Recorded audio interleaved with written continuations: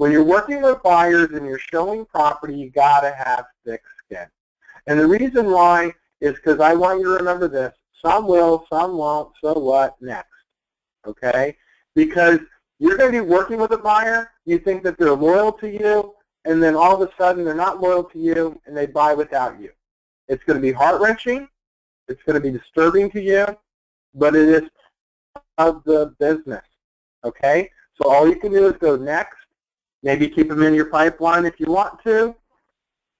But you know, it's going to happen. So sometimes people will work with you and be honest with you and be forthright. Some people won't. Some people won't. I'll give you an example. Jason White, I think we maybe talked about this last week. Jason and Carol Burke were working on a customer not even a few weeks ago. And Jason teamed up with Carol, but Carol could not go out Saturday and Sunday. So they moved their appointment to show property to Monday. Guess what happened? Sunday they bought a house. Sunday they bought a house. I felt bad for Jason. I felt bad for Carol. But when you're not available and they haven't bought a house, they don't have it under contract, the story that needs to be in your head is, if they haven't bought a property, they never stop looking. So buyers will look until they buy a property, okay? Now, you may not be able to discover what they're looking for, or what they go and buy is different than what they tell you that they're looking to buy, and you can't find what they're looking to buy, and then they go out and they buy something else. I mean, I had something happen to me like that several times. I was working with a buyer, wanted to stay under $200,000, wanted to stay up in Venice. And I said, man, if we just creep down into Northport, there's a couple more options for you. He says, no, I want to be in Venice. I want to be under $200,000. We're looking. And then all of a sudden, I got him on a drip campaign through the MLS, and I'm going back a few years, and I don't hear from him for a week. So I follow up with him, and he goes, oh, Kano, you wouldn't believe what just happened. I go, what? He goes, we were down in Northport, and we saw this builder's model, and we decided that we're going to build with that builder. Now, I was heart-wrenched. And I asked myself, and I asked him, I said, well, you told me you didn't want to go to Northport. Yeah, I know, but I changed my mind. You told me you didn't even want new construction. Yeah, I know, but I changed my mind. It was just too appealing to you. So there's a saying in our business, and it's kind of a little cliche saying, buyers are liars. It's not that they mean to be liars to us, but they just don't know themselves what they're looking for. And houses sell houses. So when they walk through a house in an area that gives them that aha moment, then that's where they're going to buy. Our job is to try to find as many properties as we can to give them an aha moment. And we base that on the information that they give us during our interview process. All right? So before we dive into, do it a little more with buying house, I just want you to have the thick mindset that comes up. So when you are working with a buyer, keep this in mind. When you end one appointment, you have another appointment scheduled. All right? We go out and we look at 5 houses today. At the end of the 5th house, so when do you folks want to get together and go look at more houses? I don't even have a list of properties for them yet. I got to do some homework. I don't have anything, but I'm already reestablishing the next time we're getting together to go look at property. If you could always keep that in mind, end an appointment with the next appointment, okay? End the appointment with the next appointment. All right, so working with buyers and showing property. All right, so there are some questions that you need to know to be able to find out what their timing and motivation is. If somebody is not already motivated, you cannot create motivation. All right, you can't create it. Like if they're not interested in buying, you just can't force them to buy or do a takeaway that'll make them do that. So you got to know when they would like to move. Do they need to sell another property before they can buy? So what is their true financial situation? Are they looking in just this area? Are they looking in other areas? All right, so if they're looking here and they haven't been to Naples and Naples is on their list to look, guess what? Find them a Naples agent and take care of them and pick up a referral. Okay, don't fight it, work with it. Okay? So if they're out of your area, you want to determine that. If they were to move, when do they think that might be? Now that's different. I guess it's not as different as the question than number one, but you know, when you ask it a certain way, it can kind of reveal some new answers. Are they working with another agent? All right, so when we first get connected to somebody, they may not respect our industry. They may not understand our industry. They may not even think that we work on commission. Maybe they think that we get a salary every month or every day, so they don't mind taking up our time. Okay, but we work very exclusively with customers, and we want to make sure that they're going to be loyal to us when we get paid. We don't want to put a lot of effort in. So if somebody is working with another agent and I choose to work with them, I could lose the sale to the other agent. So I want to try to clarify that and move them closer to me. Hopefully, and again, you asking the right questions to find out if they're working with an agent might be the rest of the way to go. If they are working with another agent, did they sign anything? Can I tear them away? Are they committed to that agent? Are they open to see what other agents can do? All right, so I want to be, if there's no signed agreement, I can tear them away. I'll give you an example. Jason White, pat him on the back. He did a great job. We were talking the other day. He goes, Kano, I got to find these people a house. He was looking with them this weekend. He goes, I can show them everything but up in Island Walk, I think it is, up in Venice. He goes, I can do everything but that neighborhood. They went and looked at that neighborhood with another agent. He goes, so I want to sell them anything else.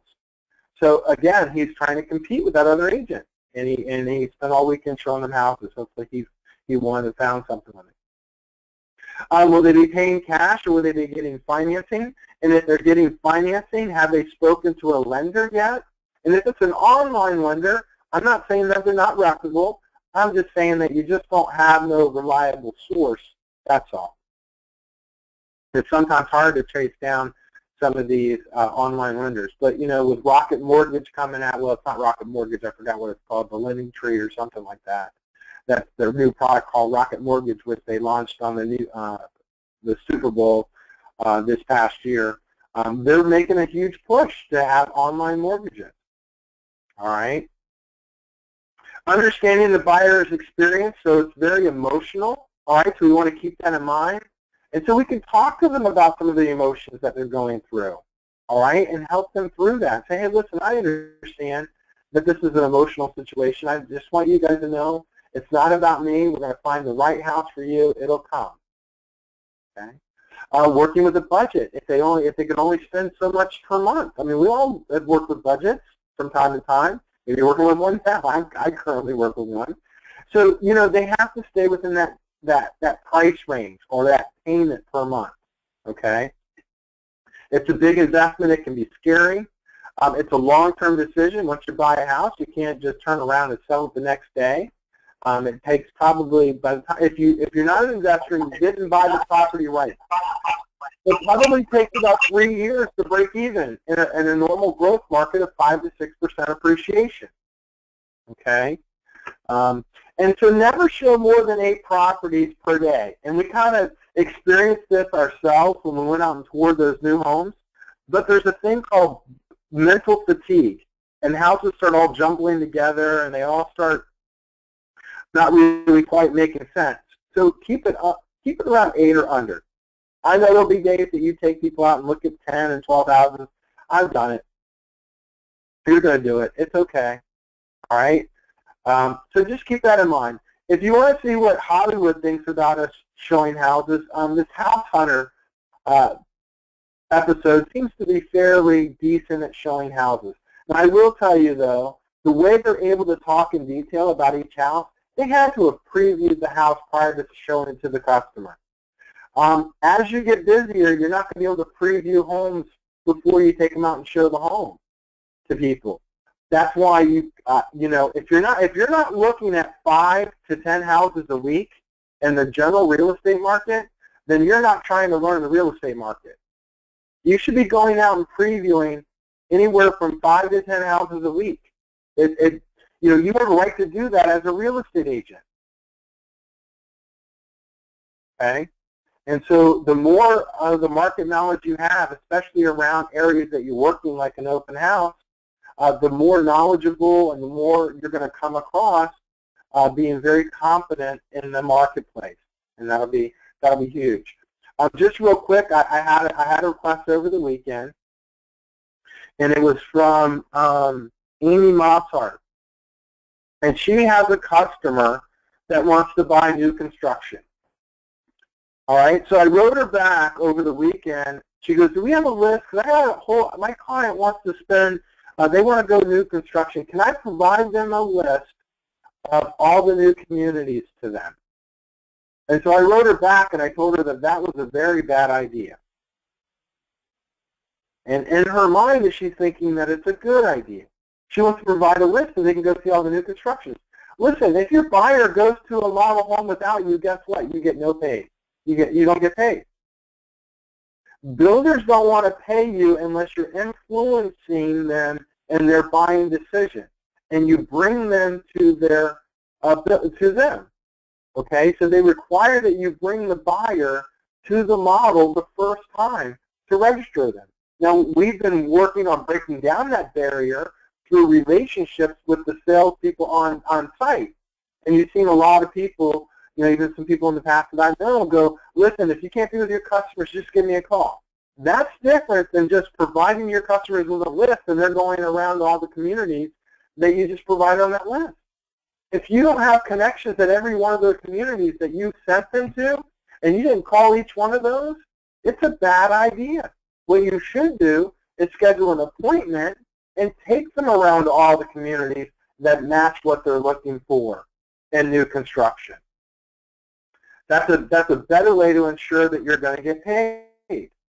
Now, if you just like practice in real estate, you're not really worried about getting paid, then sure, provide them a list. And, you know, they'll be one of the stats that they weren't loyal to you. They found a builder that you recommended, but you weren't with them, and the builder's not going to honor them being your customer. Any questions regarding that? Because that's a big thing that you could find yourself in. That's funny that you brought that up, because I was talking to my husband yesterday about that and about taking my people around to do construction, and he's like, be really careful because we'll steal your customers. And I'm like, oh yeah. They will. They will. That's why it's important for you as an agent to visit all the new construction in the area that you're wanting to work. If you're a Venice agent, you should see every new construction in Venice. Every one, every little nook and cranny. You know, again, that's where you have to look at immersing yourself in real estate and being very involved in the marketplace. It's going to take months for you to be market aware of lots of things. It's probably going to take you a full year to get acclimated to what's available, which community, and where to take them. Okay, there's a huge learning curve when it comes to market knowledge. But I can tell you this, each day gets better, each day gets easier, okay? And new constructions are a great way to make a sale. All right, a couple things that we need to know. So when we get ready to go out and show property, we'll come back and touch base with this here in a second. This is what we're going to do when we set up our schedule. So a lot of you may not have the right language when you first meet somebody, okay? So this universal callback script, okay, what to say when you're working with buyers, all right? This will help you. If you look right here, you got like 6 great questions. The first one, are you folks thinking about planning on making a move in the next 3 to 6 months? If I could just remember this question to ask people when I'm talking with them, it'll help me qualify them on timing. You see it? Establishing motivation and timing. Hey, are you folks currently own a home? Are you currently renting, or do you own a home? And if they own, then you can ask the next question. Would you prefer to buy before you list your home, or do you think you need to sell first? Again, and that's a nice way of saying, is all your equity stuck in your home, and you can't use it until we sell it, right? And is that the equity going to use to buy the next home, maybe your down payment? Or and by the way, that's the way most people sell real estate. They sell their home, they have a real nest egg in there of equity. Sometimes it's 50%, 10% of what they're getting ready to buy the next one, and they use those proceeds as their down payment, okay? So understanding that process. Are they planning on staying in the area, or, and pardon me, I modified this because of where we are, okay? Are they planning on looking at other areas as well? So a lot of people that come to Florida look at Sarasota and Manatee and Charlotte County, but they also look at Collier, they also look further south, like Collier County. So I want to determine, have they settled on this community here, or are they looking at other communities?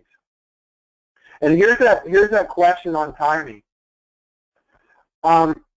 If you were to move, when do you think that might be? So this is not a gap, like a range of time. This is a question to see if they have a mental date in their head and if they're willing to give it to you. Okay, so that's a big question that you need to have. And then the last one here is, do you happen to have a realtor to help you when the time is right? I'm not saying do you have a realtor sending you information just like me, okay, because as soon as you go online, you can end up with a realtor just like me sending you information. What I want to know is, do you happen to have a realtor when the time is right for you to go buy a house? When you're ready to go make an offer, ready to go look, do you happen to have a realtor? All right, now, if they say, yes, I do, then I'm going to have to go into, hey, how committed are you? Okay, I'm going to have to get into that. Well, how committed are you? Are you open to see what other agents could do for what they charge you? Okay, maybe I leave out the words what they charge you. Are you willing to see what other agents can do? All right.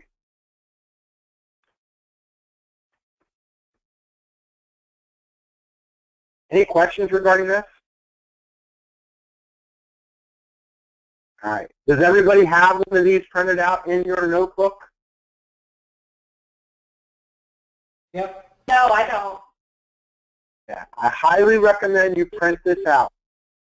As a matter of fact, I highly recommend that you print it out and you read it every single day until when I come up to you and I'm going, okay, I'm going to challenge you today. I want to hear you do your universal callback script on me. I'm a buyer. Because see, this script works when people call in on a yard sign. This script works when someone walks into an open house and we're just having casual conversation. This script works when I meet somebody online. Okay? This script works when someone refers me or I meet them at a chamber. This works perfectly when you're talking to anyone that wants to buy or sell. And it's simple, and that's why I love it. All right, so now we've established that they don't have an agent. I have a shot at showing them some property. And so to show property, when we get ready to go into the MLS, these are the things that we're going to need to put in place to be able to do that. All right, so when we go to set up showings, we're going to identify, somewhere between 6 and 8 homes to go look at. All right, so we're going to first do a search in the MLS, okay? And once we've done the search in the MLS, we're going to read each property showing instruction. All right, so I'm going to show you where that is in the MLS here in a second. We're going to group houses that are near each other, okay? When you start getting into showing waterfront property, you might end up showing property up in Nokomis, Sarasota, and even down in Inglewood, okay? So you're going to probably start grouping things together. Give yourself a half an hour each showing and travel time in between, all right? So move your timeline by 15 minutes for each property, but 30 minutes for the first property, okay? Because typically when you get to the first property, it just depends on how far away it is.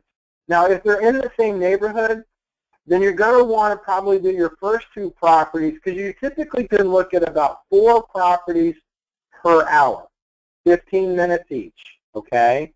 You're probably only actually going to look at the property for about 6 to 10 minutes. All right, so getting in and out of the car, looking up the next address, talking about the houses. All right, so your first property, for example here, we're going to go look at the first property, and we're going to give ourselves an hour window for each property. So the first property is going to be from 12 to 1. The next property, 12:30 to 1:30. And now I move into my increment. All right, maybe now I move into my increment. Now I could do 2 properties in that first hour, but then I need to jump on my third property, probably 30 minutes out, and then move on to the 15 minutes. So whatever style that you find that you like, just, get to that. And you want to keep people moving along. You want to slow them down and don't let them take pictures. You want to keep them moving along. So one of the things helps me keep buyers moving along is I have fun with them. I just say, hey, listen, folks, I've been selling real estate for a while now, and you can use the same line because a while means a few days. So I've been selling real estate a while now, and I found that when I show a property, people start jumbling them together, whether they like them or not like them.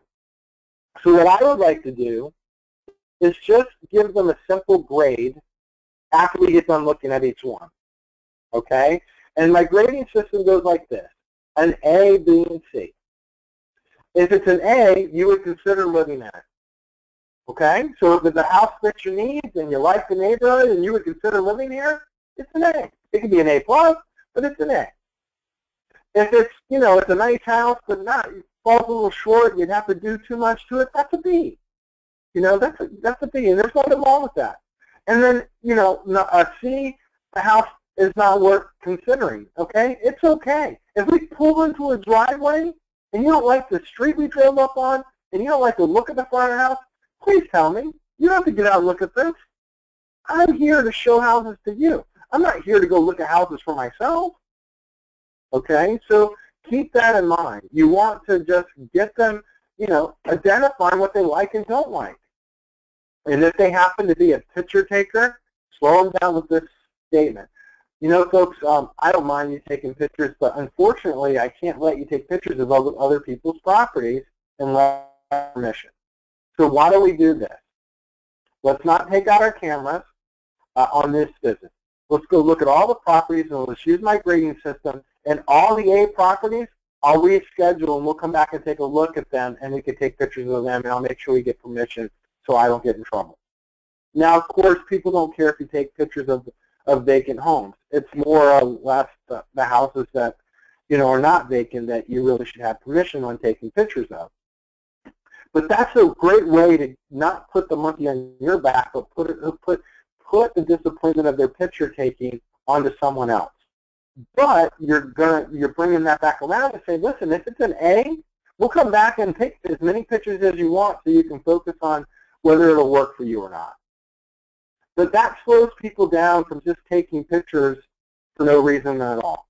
And trust me, there are people out there that will take pictures for no reason at all. Okay. All right, so another technique that you can do, all right, is we used to bring people into the office, set them down, and do the buyer presentation for them before we ever took them out to the car, okay? But a lot of times we won't be able to do that, all right? We're going to meet them at the first house for the first time. We've been incubating. We met them at an open house. Now we just reschedule to go and show property to them, all right? So you're not going to be able to do the buyer presentation. But I highly recommend that you practice the buyer presentation every single week. And why should you practice the buyer presentation? Because whether you show them the buyer presentation or not, it still should be the rhythm in which you communicate with the buyer. So for example, if I didn't do a buyer presentation, but we just went out and looked at 6 houses, and it's somebody that I just met at an open house on Sunday, and we scheduled an appointment to go look out some houses on Monday, after I show them some houses, I'm going to say this to them. Just say, hey, listen, folks, you know, I'm not sure if you enjoyed looking at houses today, but I really enjoyed working with you guys. Do you think that we might be a pretty good fit? Simple question. You think that we might be a pretty good fit? Well, you do realize that I can show you every property that is for sale by all the real estate companies, and that includes all the new construction, everything, including FSBOs and everything, and I can help you get a great deal on it for sale by owner if that's the route we end up going. And I love to continue to work with you guys. And to be able to continue to work with me, I have a little agreement here that I'm looking for some loyalty. I'm willing to look and hunt and spend all the time I have trying to find a property for you. Is that fair enough? The only thing I'm asking is for some loyalty. Do you think you can be loyal to me if I'm going to put in all this time? And I get quiet. I ask for loyalty. And they may say, yeah, we're going to be loyal. Excellent. Because, see, you know what? After the first day of out showing, I wanted to determine whether they're going to be with me or not. All right? Or if I'm going to cut them loose, I'm going to continue. And so after they say, yeah, we definitely can be loyal to you. Excellent. I say, wonderful. Now I reach down to my briefcase, okay, and I bring out my VIP buyer agreement. I said, wonderful. This is my VIP buyer agreement. This means that you and I are going to be working together. All right, I'm going to make you my VIP buyer. All right, I'm going to help you get pre-qualified if you need a lender.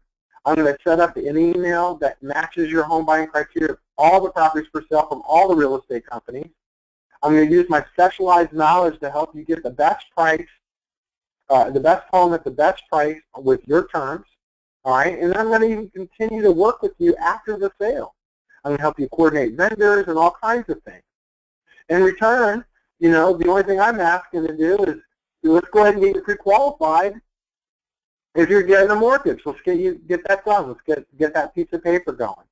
The other thing is, let me represent you as a buyer on any transaction, whether it be new or for sale by owner or whatever. And if I can't save you at least 3% on a for sale by owner, then you don't have to pay me at all on any for sale by owners. But most for sale by owners, I get 5 to 10% off the asking price all day long. But more importantly, on a for sale by owner, I'm going to make sure that they're not overpriced and you're not extremely overpaying for what's in the marketplace just because you like it. I'm going to pull up the comps and tell you what the home is really worth. And I don't know about you, but you know, I would like to not buy something overpriced. Okay? So I can help protect you from that. I'm looking to, you know, for us to work together for a year to do this. Okay, so my agreement's for a year. Does this sound okay with you? This is my loyalty agreement. I just need you to sign right here. Well, I don't want to sign anything. I'm afraid to sign anything. Not a problem. I tell you what, my company allows me to give you a guarantee. So I guarantee you that if you're not happy with my service, you can cancel at any time. How about that? That's how strong I know that I'm gonna do such a great job for you, is that for whatever reason, if you're not happy with how I'm performing or how we're working together, you can let me go at any time. You can fire me. All right? So I have a cancellation agreement here for whatever reason. If you're not 100% satisfied working with me, you can terminate our agreement. So now what did I do? I gave them an out. I took down the barrier of committing to me. I'm like saying, hey, look, commit to me, but if you're unhappy committing to me because you're not happy with the service that I provided, here you go. Here's your out. You get a chance to get out of it. And that way I can get them to sign on the bottom line. So that way when they walk into an open house and they run into Daryl that's doing great open houses, they go, you know what, I can't sign with you, Daryl. I'm working with Kano Teller. He's my buyer's agent. Well, do you have anything? Do you have an agreement with him? Are you committed? Yeah, we signed something. Guess what? As a realtor, our code of ethics says that they are no longer allowed to solicit them. Okay? Technically.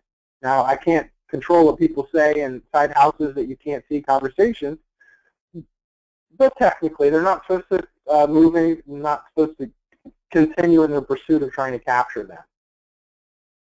All right, so here are two agreements that you can check out, all right, that you can work on getting up to working with. understanding the universal callback script. Here's your little buyer profile sheet that you can work on asking the right questions for them, all right?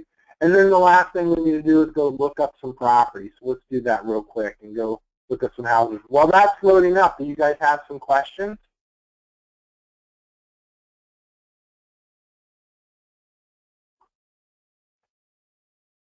Nice. I love when I get no questions. A, it either means I'm doing a good job, or B, you guys just aren't listening. Don't care. But I know that you care, so.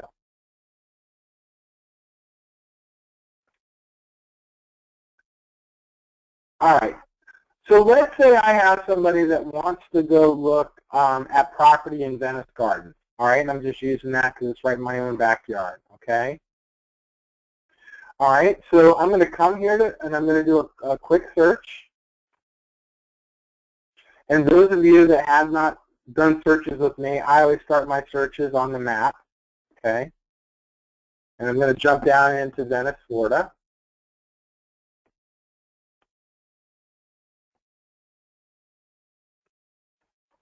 All right, so then I'm going to come over here to Venice Gardens.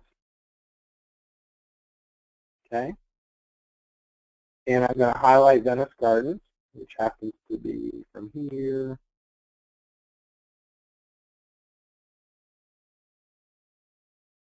Well, I guess I'm just going to do it all.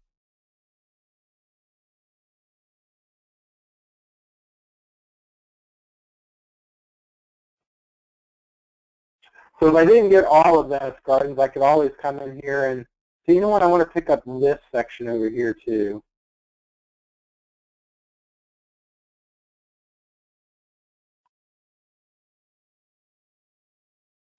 All right, so you can have multiple shapes that bring in a community, okay? You don't have to have it perfect. All right, so you can see I got 14 properties here. All right, so I can come over here to my criteria or my results. So if they were looking for a minimum of 2 bedrooms, 2 baths, okay. Oops.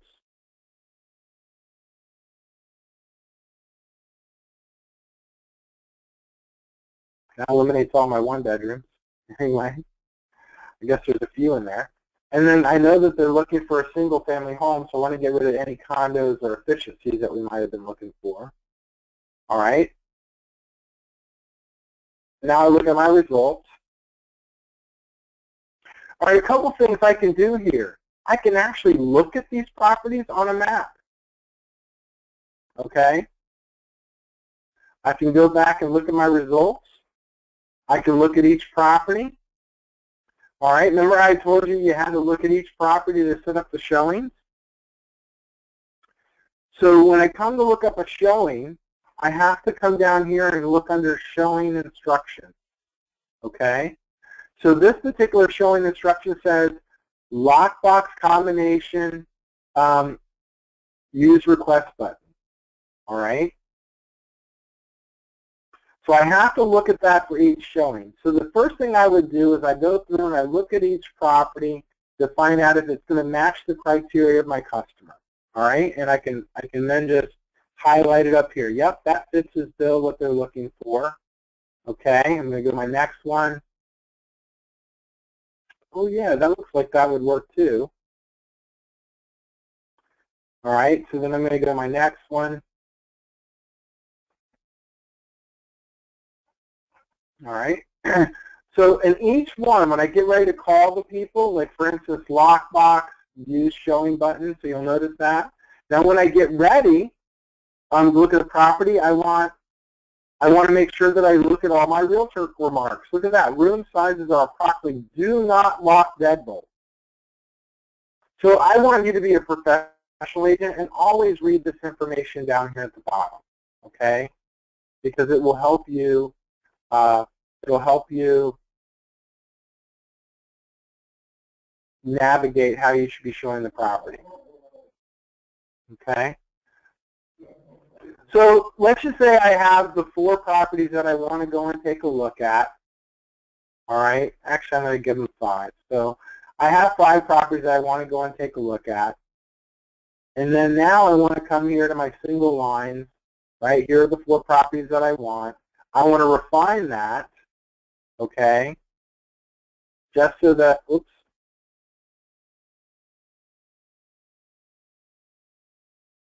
So I'm just down to my 5. And if you look here, right here on action, okay, you can look at directions, all right? I can actually click on directions, and it will take all of my properties here and create a little route. And I got to zoom out here. My zoom out button. There we go.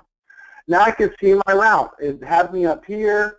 I got to go down here, through here a little bit, and then back down this way, this way, this way, and back out here. All right? So it routes everything out for me. And not only that, but then if I come down here, it gives me directions from one property to the next property. So if I have a customer that's going to meet me out there, I can send them this. I can email this ahead of time, say this is our route that we're going to go take a look at. I can email it to myself, so it's right there on my phone. I can pull it up my email, and I can have it right there. I can print this out manually. All right? Oops.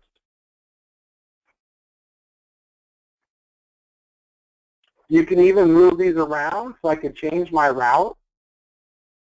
All right, so you can play around with that and do all kinds of things to get the route the way I want to do it. The last thing I want to do, down here to the bottom, is I'm going to want to do printouts. So what kind of printout do I want to give the customers?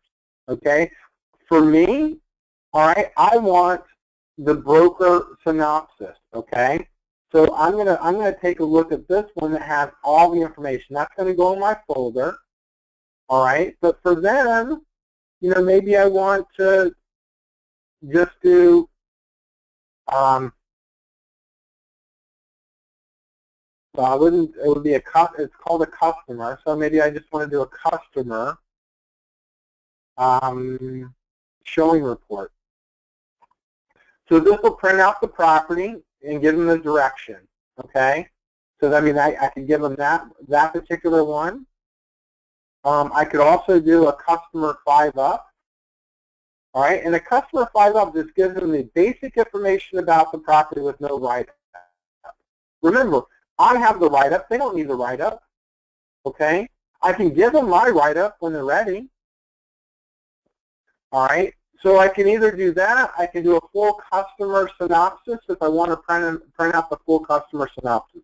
Now the customer synopsis just leaves off the information on the bottom, doesn't have any of the other agents' information, all right? So the customer synopsis might be okay. Now the reason I don't give them a lot of this information is because I have all the information in my folder, and I believe in personal discovery. And my way of selling, and these are techniques that I've learned over the years, is personal discovery really helps them decide whether it's for them or not, okay? So a lot of times someone might say, well, how big is this living room? And I would go, gee, I don't know. Does it seem like it's big enough for what your needs are? How big is the backyard? Well, gee, I don't know. Does the backyard seem like it's big enough? Does that fence belong to the property? I don't know, but I can find out, right? So I want them to discover the property without having to look down at the detail sheet every single time trying to figure out if the property is a good fit. If it's a good fit, if they can use their emotions and walk through it to see if it feels right to them, then that'll help create more buying signs if it is the right property. I can give them the information as a reference sheet later on. And like I said, if I do this one, okay, where it's just, they get the basic information, 2-bedroom, 2-bath, gives them the year of the home, gives them how many days on market, price per square foot, it gives them 1-car garage, it gives you everything they pretty much need other than the information down in the write-up. And remember, I probably already sent the property to them, the full detail sheet and the lots, and these are the ones that they pick, okay? All right, so I'm going to conclude with that, and then and answer some questions for you guys.